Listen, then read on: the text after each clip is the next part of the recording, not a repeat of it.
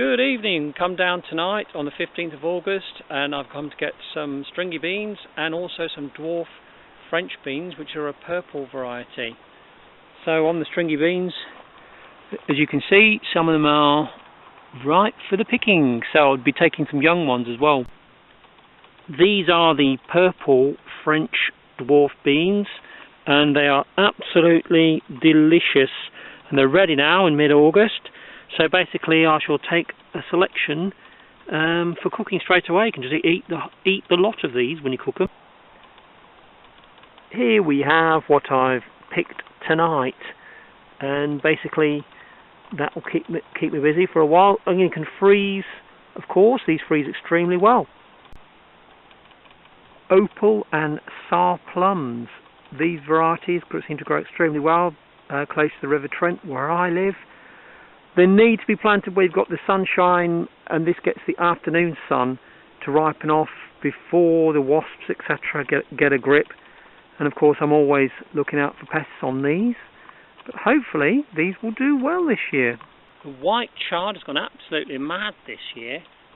This is a variety I got from Wilco's, and it basically said it's quite hardy. Probably not the most tasty variety of chard, but I chose it because I wanted something that was vigorous and could survive the rigours of the insects that we have down here. Next to that I've got my Pablo beetroots. As you can see, they're very happy. Touch and go when I first planted them, but there they are. As you can see, they're quite densely packed, and I planted them right next to the chard. Gonna have to wait until next year before I can enjoy this crop of purple sprouting broccoli. Again, another one that the insects attacked, but eventually the immune systems of the plants fight them off, and this should crop okay for next year. Let it overwinter. The raspberries on this beauty just keep on coming. It's only been in a couple of years, and I've not had any success with goji, so I think I might be ripping a load of my gojis out and putting this in instead. Nice to find something that likes these poor soils. I mean, I've enriched them where I can with rotted manure, and I've also added chicken pellets, which I dig in over winter, and limed the soil. So anyway, these raspberries, I really am pleased with them. You can eat them on the hoof while you're here. It's one of those secret guilty pleasures of having a plot. Never really had much luck with pears in my life until I tried growing them down here. And these basic ones, which are your conference, they've only been in a couple of years, and they are from a discount store on a dwarf rootstock. And basically it's just a question of keeping them disease free. You know, using your bicarbs and garlic sprays and detergent, and looking at ways of making sure that they're pruned correctly. And basically it's on a dwarf rootstock. It's never going to give me a massive crop, and I'm always going to try and keep this small. But as you can see, going around the tree, it looks like it's going to be a decent amount for me. So happy with this pear tree, all in all. If you like your apples, then Nottinghamshire is a county in England which is famous for its apples. And I didn't believe how well they'd grow here until I started growing them myself on the plot. We can only have dwarf rootstock if we're new, so all of these are dwarf rootstocks. And basically I've got loads of different varieties, as you can see, and very few of them, even if they've been attacked by pests, have been a total failure. And the idea is I've just totally gone at them like hammer and tongs when I've seen ants on them, not tolerated them, used sprays, you know, bicarb, tea tree, you name it.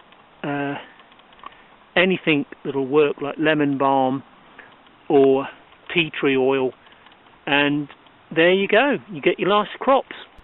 This was my worst affected apple tree, absolutely overrun with ants and fungus, but here we are in mid-August and it's done me proud. There'll only be quite small compact apples on this tree, but my goodness, at least it's actually, you know, harvested. So really it just shows you that even with a very basic set of trees, and a basic care plan on a tight budget, you can achieve results if you try. Looking forward to these apples from this tree. They're ripening steadily in the sunshine. We've got some rain coming soon, so tonight it's a question of checking them and making sure they're okay and they're not being attacked by anything, and just letting them ripen off nice and slowly in the sunshine. Beautiful. These apples have got a beautiful hue and they've actually caught the sun well. So it's a dwarf tree, but I'm very pleased with the apples this year, 2017.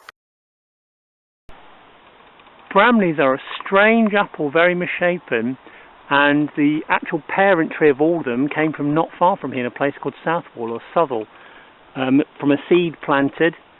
A girl planted a seed in a garden at the back of what then became a shop, and it was spotted by a local nurseryman who took a cutting from it and put it onto another rootstock, propagated it from there, and the rest is history. Became Britain's favourite apple, the Bramley.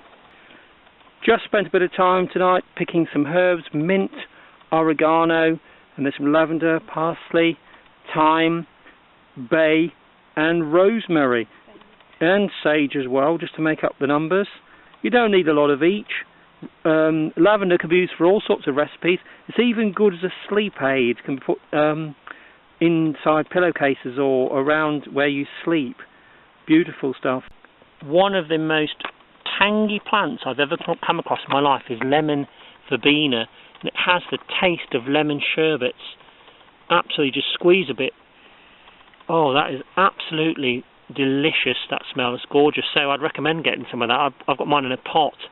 Obviously, you have to feed it and water, etc. But there you are, worth having this one. On my plot, I don't have much luck with other onions that are slightly fancy, so I've basically stuck to basics. So I'm sticking to either turbos or Stuttgarter. Those two varieties down here do very well. Red onions, no, they don't seem to work here. I think the clay soil is just too tough for them. So really I'm looking for these ones, and they're quite tangy. They're so strong that you have to wear safety glasses when you handle them, because you will cry you a river when you cut these ones. You really will cry for England, I'm afraid. In May I set a number of Red Desiree potatoes. They were seed potatoes going on special offer, and they were well past their sell-by date, and I decided to put them into these containers. As you can see, there's 1, 2, 3, 5 of them, and the used compost. I fed them, and now we are mid-August, and I'm going to pick one of them and do the great potato reveal. Let's see what we've got with the Red Desirees from one of these. Here is the great potato reveal. Here's one of the bags we've got with some compost in.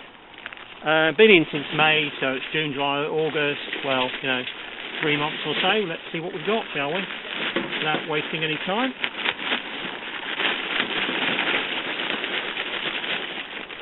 Well, mystery still continues. We've got roots. Right, okay. So this is from the bottom up, folks. Ooh! Got something there. It's a bit like pass the parcel, isn't it, really? Or lucky dip, I suppose. Well, I've got 5 of these bags, and I only got a couple of sets of old seed potatoes. It looks like we have got a crop here. So there you go. Very pleased. Finally got all of the potatoes out of that one sack, Red Desiree. So the final reveal, there's the crop from one little sack. Not a lot, but quality rather than quantity, hopefully. Just enough for a couple of meals for me and Mrs, I should think. I've got a couple of compost bins. They're both 320 litres. I bought them at the same time on a special offer. And basically what I do is my kitchen waste, vegetable waste, goes into one bag, and then when I've got enough, straight down into my compost bins, which are working extremely well. These are really beautiful passion flowers, and even though now it's night time, I just think they look they're best now, because the more sort of subtle colours come out against the dusk sky, and the sun's just about setting now. Beautiful. I'm going to grow these over a reed border that I've got up. Lovely.